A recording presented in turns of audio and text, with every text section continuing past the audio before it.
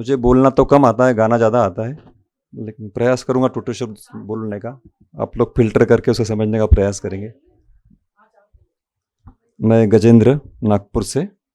सर्वप्रथम जगत गुरु श्री कृपालु महाप्रभु के श्री चरणों में मैं प्रणाम करते हुए उनसे प्रार्थना करता हूँ कि आप और हम सब स्वस्थ रहे और सदा भगवत विषय की ओर चलने के लिए इस शरीर को स्वस्थ भी रखें।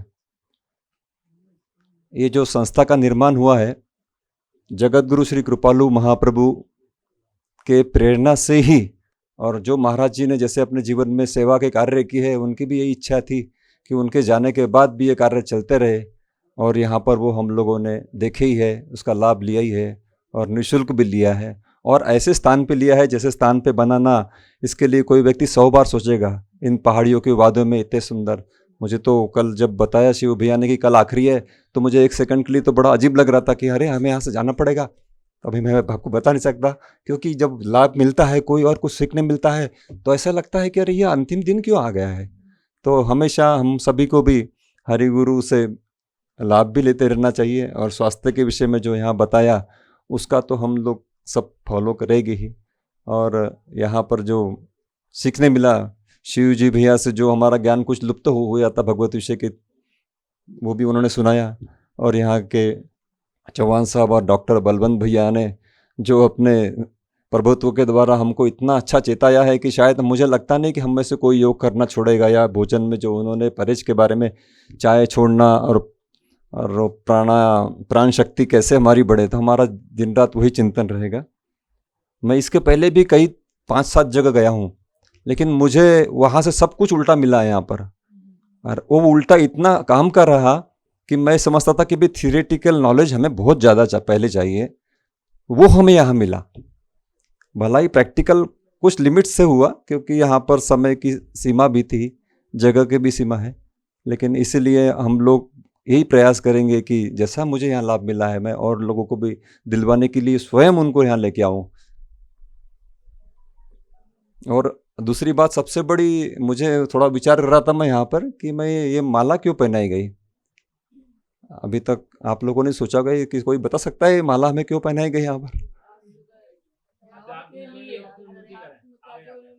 ताकि हम लोगों को यहाँ का बार बार स्मरण होता रहे, और इसके द्वारा हम दोनों काम करें, शरीर का भी स्वास्थ्य रखे और इस मन को जो अनादिकाल से 84 लाख योनि में भटकते हुए इस बार कृपा करके मनुष्य शरीर प्राप्त किया है, तो इसमें हरि गुरु का अधिक से अधिक भजन करें।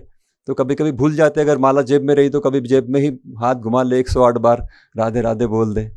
तो लगता है शायद यही उद्देश्य भैया ने इस माला का प्रोग्राम रखा है, क्योंकि हम तो इस योग्य नहीं, हमें उन्हें माला पहनानी चाहिए।